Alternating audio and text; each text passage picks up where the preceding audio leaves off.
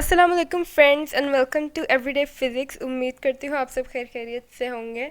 तो कल हमने average velocity and instantaneous velocity के बारे में पढ़ा था। आज हम पढ़ेंगे एक्सेलरेशन क्या होती है, एवरेज एक्सेलरेशन क्या होती है और इंस्टेंटेनियस एक्सेलरेशन क्या होती है। तो एक्सेलरेशन क्या होती है, बहुत ही फैंसी सा लफ्ज़ है, लेकिन हम मोस्टली रेसिंग गेम्स जो खेलते हैं ना, कार वाली गेम्स होते हैं, उसमें एक्सेलरेटर और इस तरह के लफ्ज़ बहुत ज़्यादा यूज़ होते हैं। तो मोस्टली बच्चों को उस चीज़ से पता होता है। देखो, जब आप नीड फॉर स्पीड खेलते हुए, क्योंकि मैंने बहुत ज़्यादा खेली है इसीलिए मैं उसी की एग्जांपल देती हूँ।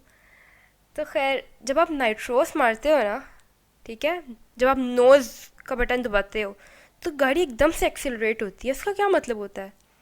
इसका मतलब गाड़ी अपने अंदर एकदम से सडन वेलोसिटी के अंदर चेंज लेके आती है। ठीक है, होता क्या है, आपकी गाड़ी बड़ा स्मूथली मूव कर रही होती है, लेकिन आपको किसी अपने राइवल से आगे निकलना है, अपने दुश्मन से आगे निकलना है, रेस हो रही है भाई। तो आप क्या करोगे, आप नाइट्रोस दबाते हो और आपकी गाड़ी एकदम से एक्सेलरेट करती है आगे की तरफ। क्यों करती है? क्योंकि वो अपनी वेलोसिटी के अंदर एक सडन चेंज लेके आती है, वेलोसिटी बढ़ाती है अपनी बहुत ज़्यादा। तो वेलोसिटी के अंदर चेंज को कहते हैं एक्सेलरेशन। वेलोसिटी के अंदर चेंज आ रहा है, और वेलोसिटी के अंदर चेंज किसी तरीके से भी आ सकता है। देखो, आप वेलोसिटी बढ़ाओ या तो वो पॉजिटिव एक्सेलरेशन होगी, अगर आप उसको घटाओगे तो वो नेगेटिव एक्सेलरेशन होगी। ठीक है, तो पॉजिटिव एक्सेलरेशन आप कर रहे हो तो यानी वेलोसिटी बढ़ रही है। अगर वेलोसिटी कम हो रही है, आहिस्ता आहिस्ता आप स्पीड ब्रेकर दबा रहे हो तो और ब्रेक्स लगा रहे हो तो वेलोसिटी घटेगी, तो वो डिसलेरेशन हो जाती है, वो डी का लफ्ज़ आ जाता है। तो एवरेज एक्सेलरेशन किस तरीके से फाइंड करते हैं? दो पॉइंट्स हैं, आपकी फाइनल वेलोसिटी क्या थी, आपकी इनिशियल वेलोसिटी क्या थी। ठीक है, दो पॉइंट्स हैं आपके पास, आपने उनका मतलब आपने उन दो पॉइंट्स के बीच में बताया, और साथ में दो टाइम जो है आपके T2 माइनस T1 किया, उससे आपके पास एवरेज एक्सेलरेशन आ जाती है। जिस तरह एवरेज वेलोसिटी निकाली थी पिछली वीडियो में, उसी तरीके से एवरेज एक्सेलरेशन भी आ जाती है हमारे पास। तो दो पॉइंट्स हैं, ठीक है, VI है और VF है, और साथ में कंपैरेटिवली आपके पास टाइम भी है, T1 है और T2 है। तो delta V over delta T हमें एक्सेलरेशन देता है। तो चलें, अब इसको समझने के लिए एक छोटी सी एग्जांपल कर लेते हैं। फ़र्ज़ करें कि आपने ज़ीरो से शुरू किया, ठीक है, गाड़ी को रेस्ट से शुरू किया, और आप उसको लेके आए हो 5 मीटर पर सेकंड तक, एक सेकंड में। ठीक है, आप उसको 5 मीटर पर सेकंड तक अपनी वेलोसिटी को लेके आए हो। तो एक्सेलरेशन का क्या फार्मूला था? Final velocity minus initial velocity, 5 - 0 करें, ठीक है, इक्वल टू 5, और नीचे जो है वो 1 - 0 करें तो वो 1। यानी आपकी एक्सेलरेशन जो है वो 5 मीटर पर सेकंड स्क्वायर हो गई इस टाइम में, एक सेकंड में। फिर जब दूसरे सेकंड पे आए तो आपकी भी वेलोसिटी जो है वो 5 ही रही। आपने वेलोसिटी को ना चेंज किया, आप यूनिफॉर्म वेलोसिटी से मूव कर रहे हो, एक ही वेलोसिटी के साथ मूव कर रहे हो। तो क्या होगा, आप इस टाइम पे अगर इसकी एक्सेलरेशन फाइंड करो तो 5 - 5 0 होता है। नीचे टाइम कुछ भी है, टाइम 1 है।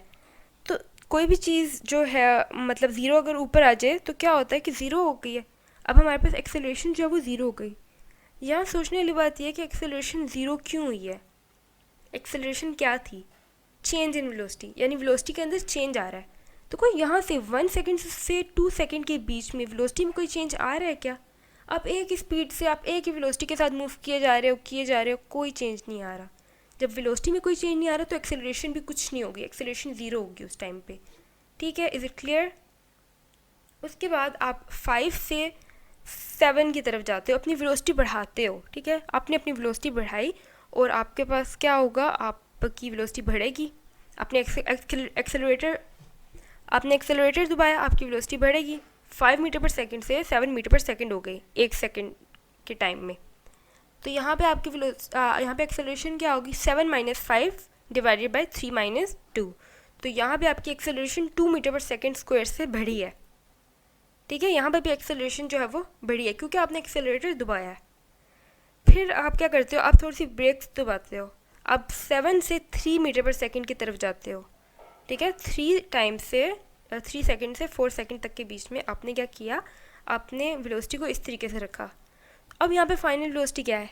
फाइनल वेलोसिटी 3 है, और जो इनिशियल वेलोसिटी थी, पहले वेलोसिटी 7 थी, तो 3 - 7 करेंगे तो वो -5 आएगा, -4 आएगा। 3 - 7 करेंगे तो -4 आएगा।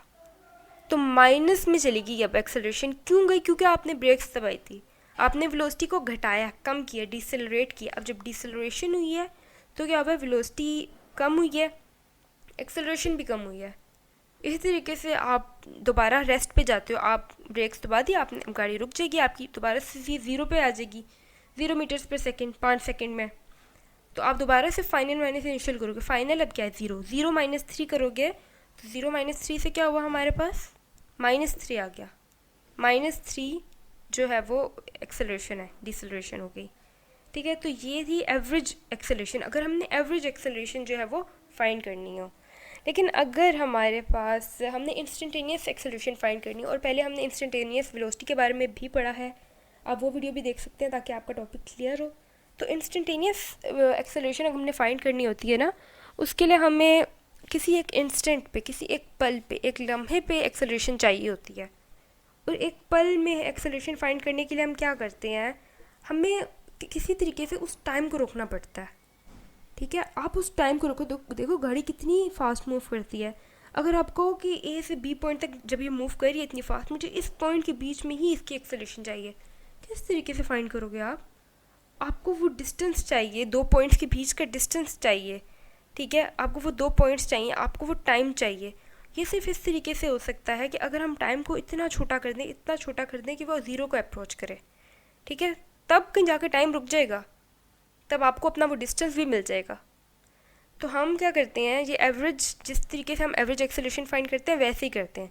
लेकिन सिर्फ यहाँ पे एक फ़र्क होता है कि हम टाइम को इतना छोटा करते हैं कि वो 0 को अप्रोच कर जाए। ठीक है, तो इसी तरीके से जहाँ M1 और M2 पॉइंट लेंगे और वो पॉइंट्स इतने छोटे होंगे तकरीबन वो एक ही पॉइंट बना रहे हो, और टाइम को भी इतना छोटा लेंगे इसमें कि तकरीबन वो 0 को अप्रोच कर रहा हो। तो यहाँ से हमारे पास इंस्टेंटेनियस एक्सेलरेशन भी आ जाती है। तो guys that's it for today. अपना बहुत ज़्यादा ख्याल रखिएगा और दुआओं में याद रखिएगा। अल्लाह हाफिज़।